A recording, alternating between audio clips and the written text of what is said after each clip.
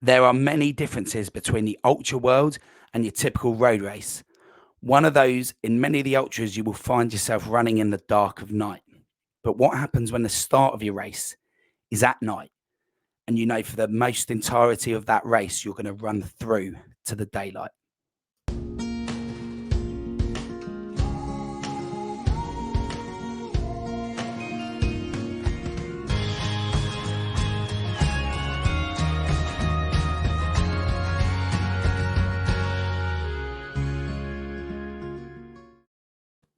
Hello and welcome to the Ultra Running Podcast with me, Coach Marshy. So let's get today's guest in. So hello and welcome, Emily. How are you?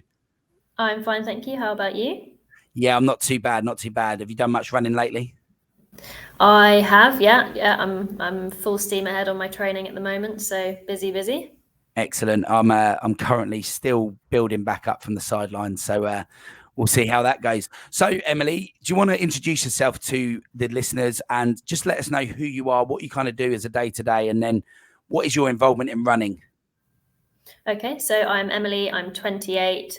I work full-time in procurement in the oil and gas industries, and I've been running technically for a while, since sort of school age, but after going to uni, having a bit of a break and not really being that bothered about running, it's now a huge part of my life, and as I'm sure I'll go on to explain, have done many endurance event. I'm now actually currently doing triathlons and training for my first Ironman, but have definitely had a taste of the ultra bug. So yeah, full-time work, but also running, huge part of my life.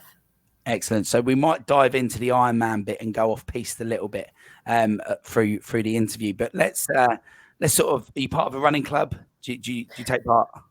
I haven't been until, like I just mentioned with the triathlons, I'm actually currently a member of the Ipswich Triathlon Club. So I do group runs with them. So not a running club as such, but a community that I will do training runs, and they do the cross-country leagues. So that sort of community feel, I guess. Yeah, excellent. Yeah. I think your point there about uni as well is quite funny, because I actually started my running career at uni, which I would say is rare. As you've kind of pointed out, you kind of lose a bit of interest maybe, but that's sort of when I started. So interesting to hear that. So in terms of the ultra world, what is your experience of ultra running so far? How many you've done? Have you just done one or two, or where you at with? Well, up until this year, not this year, last year, 2021, the idea of an ultra was always very far in my deepest dreams, somewhere along the lines. Never thought that actually anytime soon I'd do one. It was always, yeah, one day I'll definitely do an ultra. In my head, thinking that was the hardest thing ever, and only pros really can do that. But then my friend Daisy, so I'll mention my friends Daisy and Emma quite a lot in this talk, I'm sure, are very similar to me. We all share the same passion for running. And Daisy one day said, "Oh, I found this race. It's at night and it's at Norfolk, and it's 45 miles. So do you fancy doing it?" And we really, as we all do, we say, if one person does it, we all do it. And if we get the fear of missing out, FOMO, I'm sure you've heard the term. If there's no way that one of us could do it and not the rest. So we were like, right, okay, yeah, sounds fun, entered it. And then that was where the kind of ultra journey started, and we did all the training and we got there. And that was only really the first step, the only step I've done in the ultra world. So that one race, which I'll go on to talk more about, is done. But that's definitely the start and the very beginning of the journey that I hope I will continue on. Excellent. So was it their first ultra as well? Yep, certainly was. We've done I've done 3 marathons. We've done 2 marathons together as a kind of, we're like a little team. And that was, at the time, a marathon was a huge idea that was, we didn't know whether we'd achieve, kind of did that. And we're now always we're in that mindset of, right, what's next? What's the next challenge? So now we've done the half sunrise, which is our only one so far. We're now talking about, I'm sure you'll ask me what races are on my bucket list, so I won't spoil it yet, but we're now thinking, right, what's next? What's after that? Bigger and better, bigger goals. So yeah, watch this space really on that. Okay, yeah. So just to dive into that and unpack it a little bit, before we talk about the ultra you've done, how do you now feel about marathons now you've done an ultra race? A doddle. I mean, that's not to sound like I'm boasting, but when we talk about our training runs, which we went up to 35 miles, really, when we talk about 26, that's like, just 26 miles. When at the beginning of our marathon journey, 26 miles was a huge, insane challenge that it was, hit and miss whether it was doable or not. And it's completely changed. It's actually a really satisfying feeling that 26 miles is really nothing to be worried about at all. So it's when we then talk about the Ironmans, the fact that I now feel that 26 miles is not very far, that's a great confidence giver for what's to come. Yeah. No, really interesting to hear that, because so just to tell the listeners, I think Emily and I first connected via an Instagram message because of my old podcast, Fat Man to Ironman, which was my journey of how I became a really overweight uni student getting up to Ironman distance. So obviously you listen through that and you've got this aspiration to do some sort of endurance sport, and now you go for your first Ironman.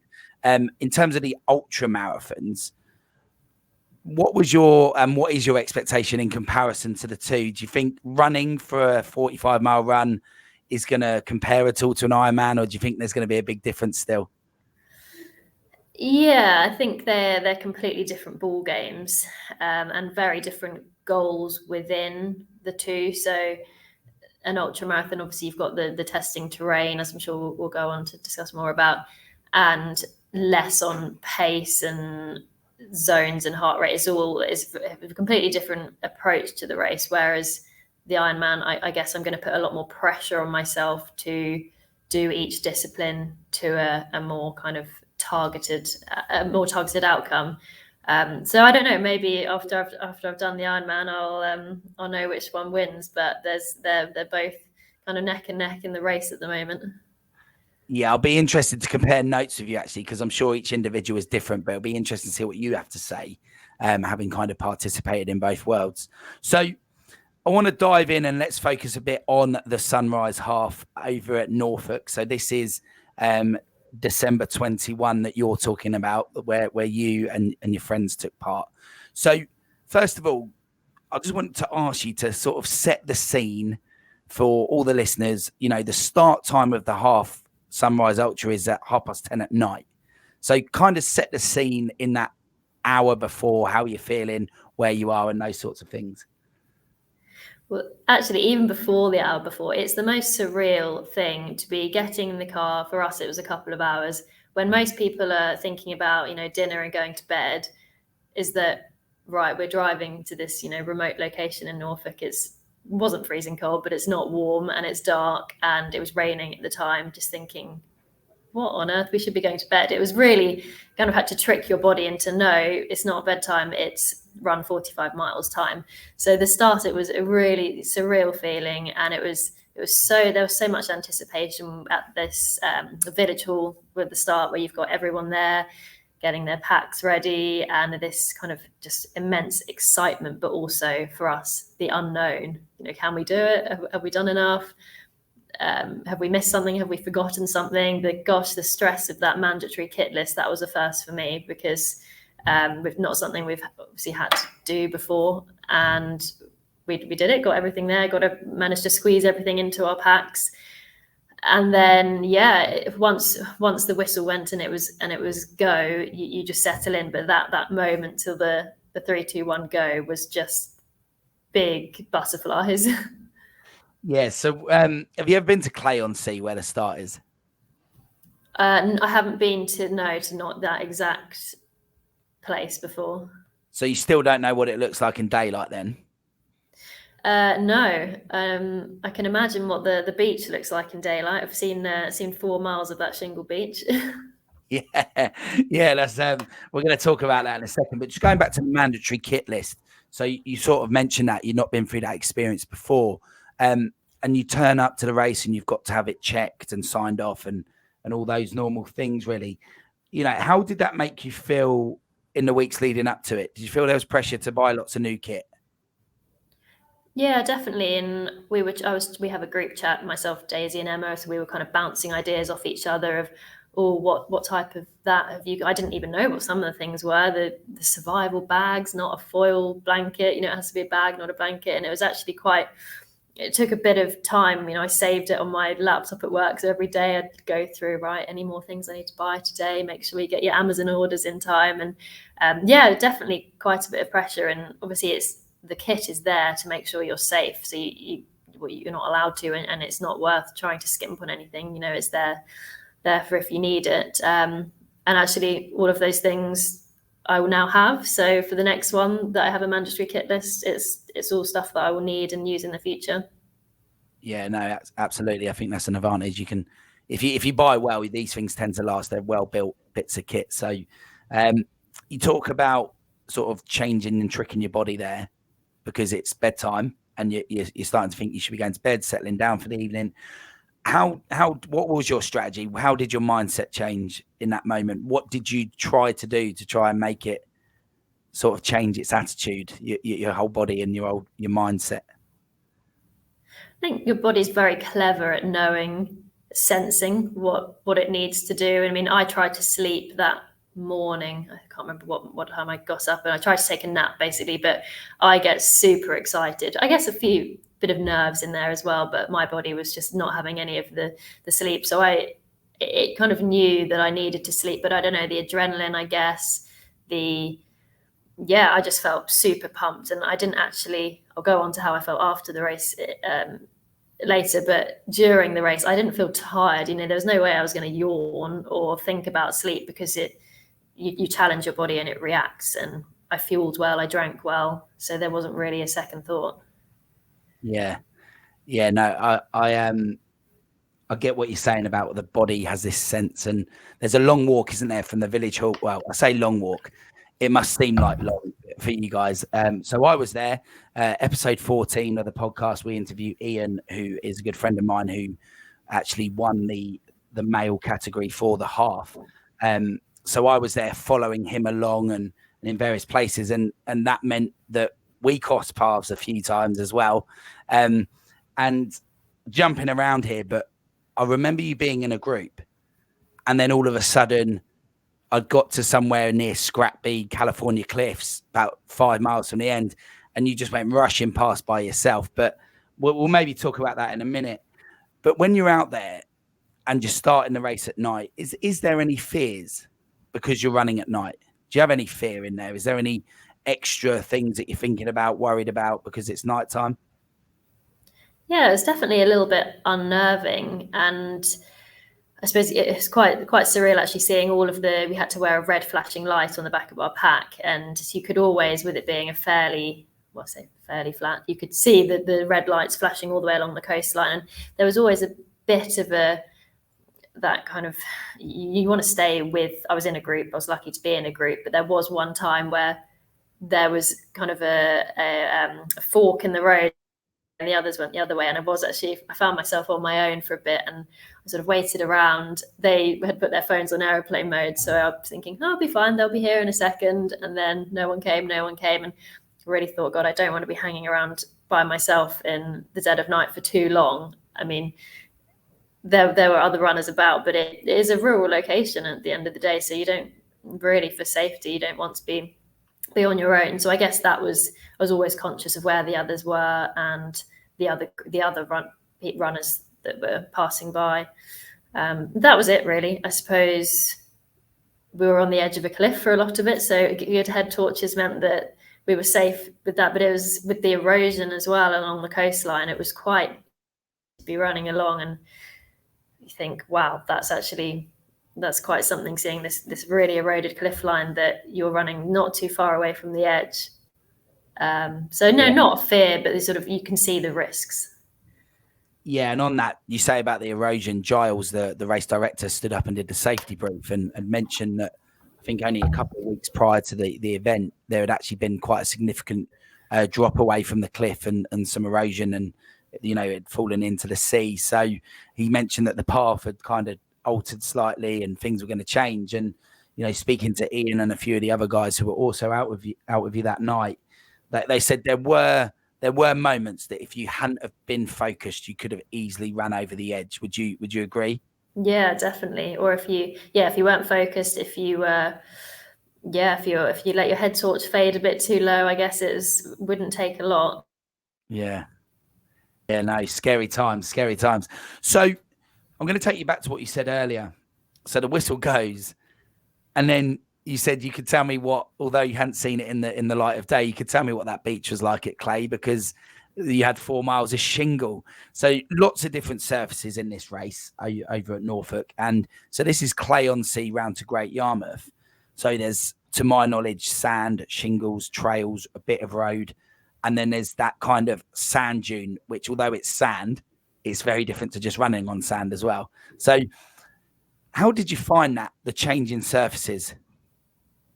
Yeah, I think I trained well on a mix of surfaces. I mean, I don't have a beach next door to my house, so I wouldn't say I trained an awful lot on sand and shingle, but I've got a good pair of trail shoes that I know move and adjust as they need to. And actually, hats off to them, I didn't get a single blister in those whole however many hours it was, 9, 10, 11, 12, can't remember, hours of running.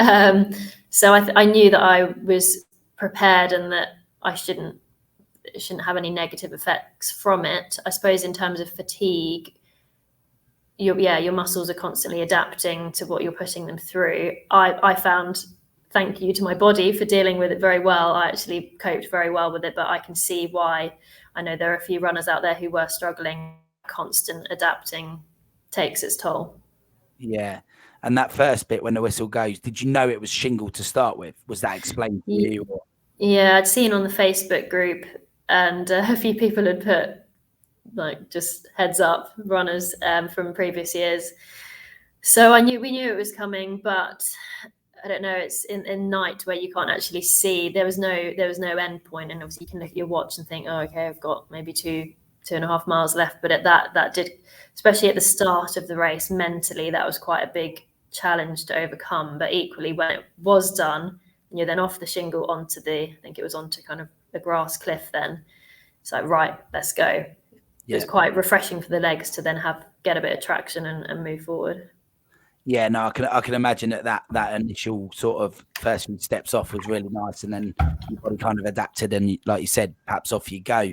That shingle, by the way, so I'm told, many races that we know of in the ultra world can be affected by sort of coastal tide times and things like that. And apparently in 2019, which was the inaugural year, the tide was out, so the guys actually got to run on the hard sand right by the sea, which I can imagine would have been a completely different experience for them compared to, say, the shingle in 21 that you guys experienced. So going off that onto the sort of sand dunes, so probably just over halfway, you go to the inside aid station. And then as you come out of there, once you get back on the coastal path, it's pretty sand duney, right? You're pretty up and down. Yeah, definitely. Yeah, the sand was probably, I'd say I found the sand even tougher than the shingle. Right. And was there anything waiting for you in the sand dunes? Yeah, some lovely seal friends. Yeah. So I've got a few photos on. We took a few video like blog things as we're going through, because I mean that's crazy. Since how often do you run and come across some angry seals and seal pups that are they've got the mums were really quite angry, and at one point we had to climb over some barbed wire to get out of the way, and it was seals everywhere, and we thought we actually can't get through. So a few of the other runners had mentioned to us as well, just so we were prepared. But no harm. Yeah. I think anyone who listens to this podcast regularly will know that I'm not great with animals. You know, being in Cambridgeshire, we run in the fens a lot, and there's a lot of cows, and I don't do well with cows, so I don't know how I would do with seals. But you know, was it scary? Was it threatening? Yeah, a little bit. And at the time, it was just the three of us, and these are big animals. You know, you can't just. And they move. They were. Yeah. Us. It was that, right? Do we wait, or once we go, you've got to go? And actually, having to move into a sprint at that point in the race is probably not the first thing on our list to do. But yeah, it was a little bit. Had I been on my own, goodness knows what I'd have done. So as a team, we were slightly better equipped. Yeah. Yeah, no, fair play to Giles and Mark and the team, because they were very clear on that at the beginning, and I think they put a lot of safety in around that and explained that it was almost inevitable that it was going to happen. So it was good for me from a kind of spectator point of view to know that might happen to the runners, and that you were aware to stay out of the way. So you get to a place called Winterton. You may or may not have taken note of that at the time, and then you're over sort of a grassy, duney area until you get to a place called Hemsby and Scrapby, and then you're on to Caister, and then finally you reach Great Yarmouth. I know that coastline well. How well did you know that coastline, or had you never really been there at all? Never been to that part of Norfolk at all. So like really hard, yeah? What do you mean? Like soft sand? Yeah. And when you were running that soft sand, I think I saw you there just as Hemsby, as you guys got to Hemsby. And then I think after that, I saw you rush by yourself about 2 miles. So that was the last unmanned aid station, wasn't it, from that point on? So we'd been sticking together as a team. By this point, the sun was up, and we were, with the mental...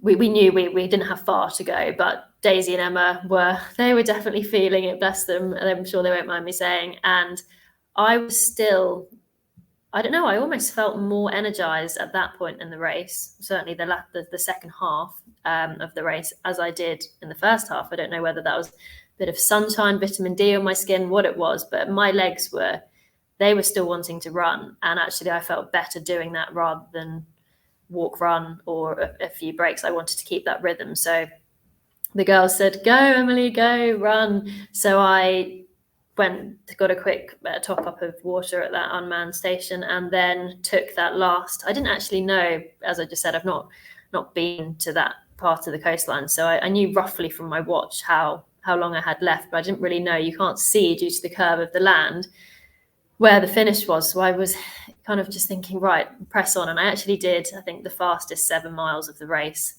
on those last 7. But I didn't quite know where the finish was until I think there's that very last promenade stretch where you can physically see it. So I just gave it all I had, and my legs seemed to quite love it. And I definitely felt like I'd exerted myself to the most I could on that last stretch, and I'm glad I did, because I felt buzzing for doing that. Yeah, I think it's quite refreshing to hear that on an ultra, that you managed to find something. And maybe just speculation here, but maybe that new day is the sunrise, the new day, it maybe made you feel more kind of in sync with your body, or that second wind came because of that. I don't know, but what a sunrise it was. Yeah, absolutely. I've got videos on my phone. I was by myself on the beach with the sun coming up, and I was videoing it, thinking, wow, what's better than this? So it kind of lived up to its name a little bit, right? Definitely. Yeah. I think obviously the race directors kind of, it's a bit of a carrot that they dangle about chasing the sunrise. Can you get back before sunrise? I think in reality, there might have only been a few runners that actually achieved that this year. Yeah. I'm sure. But, the fact that you're on the beach and it comes up there, and it was the best. To be honest, I don't think I've known a better December kind of day than that day. And probably overnight, it wasn't awful weather, was it? No, we were really quite lucky, and actually quite mild. We were warm. So it could have easily been a lot worse on I think it was the 11th of December. So very lucky. This is the North Sea, right? So you'd expect there to be some sort of wind or rain or something, but it really wasn't. So, I was, in the comfort of a nice warm van. Don't take my word, but it seemed when I got out to be fairly nice and still overnight. You didn't have any weather elements as such. No, because the wind on a coastline like that could have really been a game changer. So although we had it was spitting for, I don't know, maybe an hour of the race, but it wasn't enough to soak us. And our hands were warm, our bodies were warm, so we were lucky. So a mile or so to go, you come up onto a concrete promenade. I think it's about a mile or so, maybe a mile and a half. And you're running along there. Like you said, you can finally see the finish line. What's going through your head? And did you ever consider that you were going to place and get on the podium at that moment? No, I had no idea really. I suppose with a race like that, it does become quite strung out, especially at the end of the race. So I didn't really know who'd gone past me and who I'd gone past. I knew the girls weren't far behind me. But I'll be perfectly honest, as I was coming to the end and obviously still had quite a lot in the tank, I'm already thinking next year I'm doing the full. Right. Wow. That's interesting. I'll ask you about that in a second. So you got to the end and there you were being congratulated, not just for finishing, but actually coming second female, I think. Was that right? Yeah, that's right. So your first ultra marathon, you've come second female. How did that feel? Yeah, I mean, you were obviously always on a high, adrenaline high at the end of any race. So I was completely shocked. And I had Mandy, Daisy's mum there, and Sammy, Daisy's brother, there to cheer me through the finish. And yeah, having a trophy and a prize. I mean, that just never happens when you do these mass races. The marathons and the triathlons, you never win anything. So that was great. Yeah, no, really nice for you. It's really good. Congratulations on that. So let's go back then, because I didn't expect you to say that, but what a great thing to say. You're coming down there, you've got a lot left in the tank, and you're already thinking about doing the full. So the full is 85 miles, 89, something like that. Yeah, 83 maybe. I don't know. So just to clarify for anyone listening that isn't aware of this race, the full have already started the race at sort of 3 o'clock in the afternoon, I think, or, sunset on that day, from even further around the coast. And the start of the half is basically the halfway aid station. And obviously, I think we saw the first runner come through that aid station before you guys even started the race. So what are you going to do to prepare for that? Are you gonna commit to it and go for it, or is it kind of just a bit of a dream at the minute? I think it always starts out as a dream, but if you want to make it happen, you will. And knowing that I did the half, and I mean, it was hard. Don't get me wrong, but I didn't feel like that was my limit. I don't feel like I pushed my limits to the back. Didn't push the boundaries. There's definitely more that I can do, and that to me, now I'm familiar with the terrain and the routes, I think, well, why not go and do the whole hog? Yeah, no, it'll be good. So having failed to make the start line on both of the two previous races, I intend to be on the start line of the half next year, or this year. So potentially you'll come running past me and you can just say hi as you go past. But yeah, no, I think, did you ever think you'd consider running a race of that kind of length, the full? Did you ever think that you would have a conversation about that? Definitely not. It's completely, it has no, it pushed all limits in terms of in my head, what I think I can do. I mean, when we first started talking about marathons, the idea of doing an ultra, I was sort of thinking 50K, and that to me was going to be, wow, like that's next level. So then we've just done a 75K. I don't know, you just constantly increase the bar, and if you want to jump the bar, you will, and if you want to get there. I'm quite a driven and determined person that if I say I'm going to do something, or I think I want to do something, I most likely will. So I'm quite lucky that I am like that.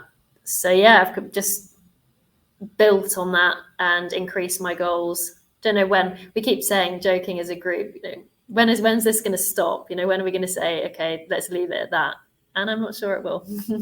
No, excellent. I love that. That's really positive as well, because I think, it's very easy for people to kind of lose motivation and not be into something that's active in later life, and actually to have that drive is quite inspiring to listen to you there, because that comes from within, right? I think that, people tend to be like that if they're going to be like that, but it does help inspire those of us that perhaps need a little bit more help as well. So I think it's good to hear. And you might have already answered the next question then. So when you got into any of this marathon running, triathlon, and then the ultras, was it something that you saw in the media that inspired you to do it? Did you know someone that had previously done it, or was it kind of a natural third step? Which would be the way into it? How did you find yourself there in this world? I guess my roots were more running in terms of I knew I could run and I quite liked it going from school cross country days. But then I'll be perfectly honest, Daisy and Emma have, without them, I can't say I'd even have done marathons or anything, because it was, we were out for dinner one evening and had a few glasses of wine, I guess. And on that day, we entered Dublin Marathon. That was the start. I always said I will never do triathlons because I'm such a terrible swimmer. And they persuaded me, okay, let's enter a 70.3 half Ironman. So we did, and we did that. We're now obviously training for our first full Ironman. And then the same with the ultras. I think they've kind of planted the seed, I guess. And then because we all have this common interest, and then I've become so passionate about it that I now follow loads of athletes and have athletes that are sort of my role models, I guess. And that's inspiring in itself. So I guess a mix of within our group of all having that same, right, let's challenge ourselves here. And it's just, it's grown from there. So I have to thank Daisy and Emma, because I don't think I'd do it without them. Yeah, no, cool. And just give us a name of a role model athlete, just so we've got an idea. She's called Davina Greenwell. So she's actually from Suffolk, and she has qualified for Kona, the Ironman champs. And I see her quite regularly in the pool, and I admire her swimming, her running, her cycling. She's incredible. So if I can be like one person, she's that. And I'm sure Daisy and Emma won't thank me for saying this, because they're probably going to listen to this episode because you're on it. So I don't know you three at all, really. You know, you've listened to the show and we met at Sunrise, but do you know what? They were great value all the way round. And they were good value on that last 3 miles, if you like. It was easy for us as spectators to pop up very regularly, and they were like, "Oh, you again." And, you know, they were great value. And, you know, even though they may not afford it at the time, I was quite annoying. I'm sure they found me very annoying, but they were great value, and they were full of beans and full of banter. And, you know, they were probably in that, I don't know, that runner's kind of, oh, I'm nearly done, but I'm not done yet. There's still 2 miles to go, whatever. And you could see they were hitting all those stereotypes, but they were still full of beans. And, you know, great credit to them as well, because they were certainly good value as well. So hello, ladies, if you are listening. Hopefully we'll all meet again on some sort of trail or ultra next year. So quick fire round then, Emily. What was your worst experience in that ultra marathon? Was there a bad one?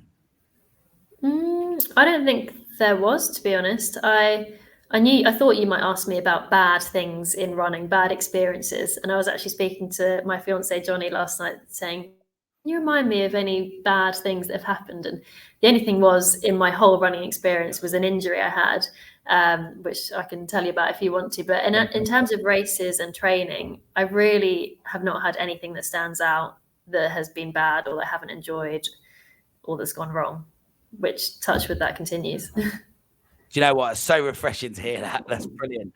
But yeah, go on. Tell me about the injury then. So that was in 2019, and I'd done the Dublin Marathon the year before, and I was training for Manchester Marathon, and I was very naive. That's probably the best word to use. I just ran and thought, just whack out these 20-mile runs, 18-mile runs before work, you know, doing them at 5 a.m. Didn't do any cross training, didn't hit the gym once. And then one morning it all crashed down, and I called my now fiance, Johnny, crying, something happened. I'd run 20 miles, and it turns out I'd got a stress fracture in my femoral neck. And that put me off games for 6 weeks in terms of any weight bearing. And I couldn't run for, I think it was 3 or 4 months. And they were honestly the worst months of my life. And I've learned so much from that. So although it was a huge hit at the time, the things I've learned from that and how I can avoid that happening again were kind of worth it, I guess, when you look at the long term. Yeah. So with that, like strength and conditioning and cross training, what are you doing now? Is that an integral part of your plan? Yeah, well, currently I've actually got a coach who's doing my plan which is gearing to my first Ironman in August. So it is very much a mix of the 3 disciplines, well, 4 including the S&C. But definitely, even if I did then refocus my efforts on ultras, I would continue that stance, because though it's great to get the miles in with all the long runs, I think that having the variety of the cross training, the turbo work on the bike and the gym, and even the swimming is so good for you, and the low impact, I'll definitely use all of that I've learned to, if I then go down the route, or hopefully when I go down the route of the big ultras, continue that approach. Yeah, no, that's really interesting. That word variability as well is in there. And, you know, I'm one of these typical people, Emily, that my journey to this point has been a bit yo-yo-y. And one of the biggest things is, I would say, is I've never been fitter than when I did my Ironman. And although some would say that was due to the kind of the actual volume of training, it was actually, I think, due to doing the gym work and the actual work in the pool as well. I think the pool is really important, and you know, it makes a massive difference. So, you know, credit to you for doing that. So, a couple more quick fire questions, and then we'll be done. So, I would normally say, what does running mean to you? But what does this taking part in endurance way of life mean to you? What do these sports, Ironman, you know, ultra marathon running, what does it mean to you? I guess you have to spend so much time doing it. You have to be quite selfish with the time. So everything else, obviously, I've got my full-time job, and then it's sort of running, and then the other things in life then work around that. So I think it's kind of my platform, my foundation to achieve everything else I want to achieve in life. So it brings me the opportunities to I plan holidays and trips around running or for running. So for events, it's just my opportunity to achieve lots of things within running and outside of it. Yeah, and you know, what does your fiance think of it? And would you say, what would you do without all of this? He thinks I'm crazy. He says, you do too much, you do too much running, but he completely respects what I'm doing. And I'm quite lucky. He works in football, so he's often coaching late in the evenings and weekends. So he's not really there to see that I'm running or training most of the time, which works quite well. But no, he's fully behind me, and he can see the positive impacts it has on me as a person, you know, the sense of achievement I get, how it betters my life. So he's fully supportive and proud of me, I hope. Yeah, no, I'm sure he is. So far, what's your favourite race out of the ones that you've done?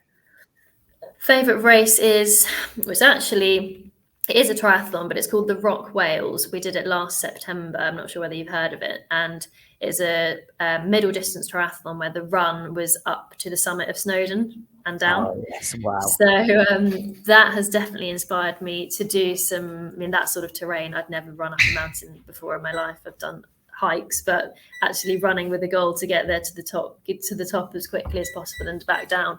It was awesome. And we had a clear day. It was quite warm.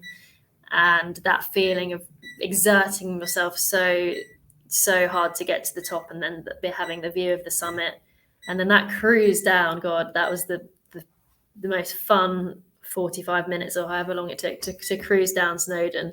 So that was definitely the start of some mountain races for me. I'd love to do some more. Yeah, so on that note then, is there a bucket list? What does it involve? Are they ultras? Are they triathlons? What is that bucket list? So bucket list obviously is an Ironman, which first one hopefully will be ticked off in August, but definitely ultras on the list are the UTMB. Which Ironman are you doing? Finland. Finland. Wow. So never been to Finland. Thought, well, it's a good excuse to go somewhere we probably wouldn't go otherwise, and the girls are doing it as well, so can't wait for that. But in terms of ultras, the UTMB series, we're very conscious of, right, where can we get points? That's definite goal. Not sure what sort of time frame we're looking at, but I'd love to do any of the races in that series. And then the one that Daisy's currently talking about at the moment is it called the Ultra X Jordan multi-day? I can't remember what the total distance is, but it's over 5 days in the desert. blistering heat. I mean, I'm not a huge fan of the heat, but again, it's that next challenge of something different. How can we push our boundaries? And what a great holiday to go with your best friends to go and do a multi-day ultra. So I'm hoping that's not too far away on the calendar. That's absolutely awesome. That's great. And the UTMB stuff, obviously, Sunrise itself, you got yourself some points for that. So, you know, I think, yeah, the ultra world is, well, and the Ironman world is much more available now, right? There's a lot more going on. Yeah, definitely. It's quite addictive actually looking at races to do and events to do, because there's, like you say, there's so much there, all different distances, terrains, locations. So it becomes quite addictive to enter races. Yeah. So yeah, I think that's very inspiring. And you know, thanks for coming on the show, because I really appreciate it. It's great to know that you'd listen to one of the, you know, my former podcast, and hopefully you've listened to some of these episodes as well. You know, the fact that you've been a listener and now you've come on and shared your experience as well. I hope people can see how positive, you know, you are, and that's, you know, what it does for you on a day-to-day basis. You're very bubbly with it. It's certainly very refreshing, and I've certainly enjoyed asking you these questions. So, in terms of the future, what I would like to ask is, if you make it to UTMB, I'd love to interview you again and talk about that experience, because I think I would be a liar to sit here and not agree with you on the bucket list with that. That is the bucket list for me, and the Western States race in America. You've probably heard of it, the 100. So, you know, it'd be great to hear it if you do get there. But thanks very much for coming on, and hopefully Thank you for having me. Excellent. Thanks very much. So, guys, hope you enjoyed listening to Emily there. If you found it interesting, please do leave a review, and also give us a star rating on whichever platform you're listening. And if you think there's someone that you know that would be inspired by Emily's story and what she's had to say here today, do share the episode with them, either via the YouTube channel or the podcast platforms. So I hope you've all enjoyed yourself, and I hope that we can meet here again to discuss more on the Ultra Running Podcast.